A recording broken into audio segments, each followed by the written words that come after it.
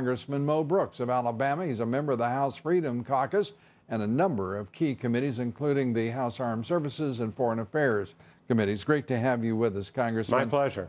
Well, this is a highly unusual meeting. The leadership of the House is not there, Speaker Ryan. Why not?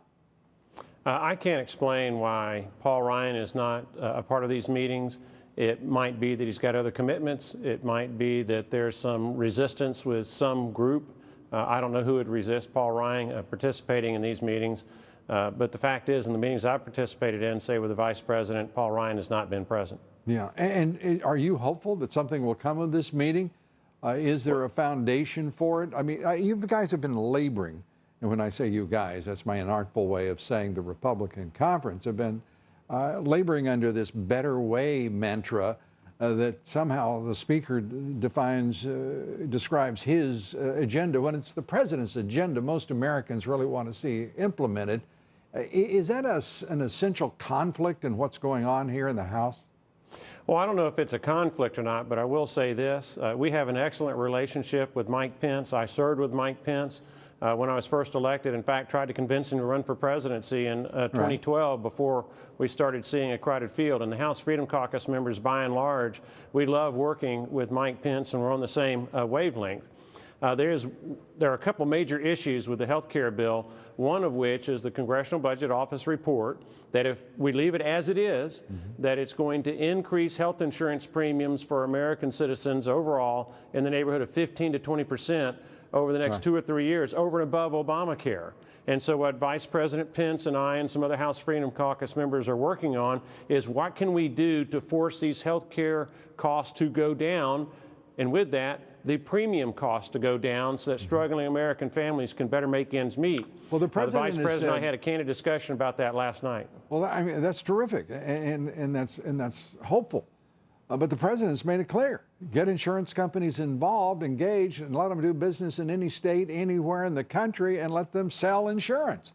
That would be a helpful doggone thing, wouldn't it? It absolutely would be, to force competition into the healthcare industry and interstate competition of health insurance providers. So why wasn't that a hallmark of Speaker Ryan's bill?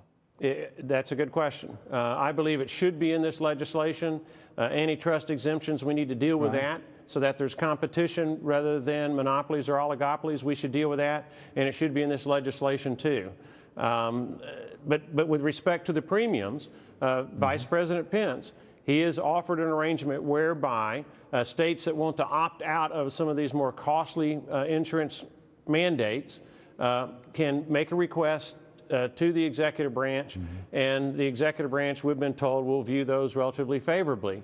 I'd like to take it a step further. Hopefully we'll go that way, where the states don't have to come with hat in hand on bended knee, and they can just declare to the federal government that they're opting out as a matter of states' rights. And I've explained to Vice President Pence, if he'll make it a matter of states' rights, where we don't have to come to this administration, which I think will get good reviews, but later administrations we might not be so well received.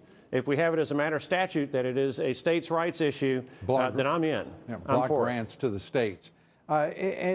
So there sounds like there's been enough talk that you all, we're talking about a handful of items. It does not make any sense to me that these handful of items shouldn't have already been discussed with the President and his administration before there was ever a vote taken.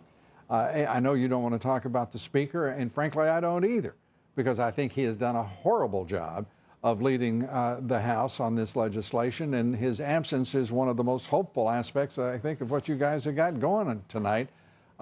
Congressman, there's so much we could always talk about. I appreciate you sharing your thoughts, and hope we can get this country moving with appropriate legislation in the repeal and replace of Obamacare, certainly. My pleasure, and there is an air of optimism on Capitol Hill about this. Progress is being made. All right. Good to know, and we appreciate it. Congressman Mo Brooks, thanks so much. Thank you.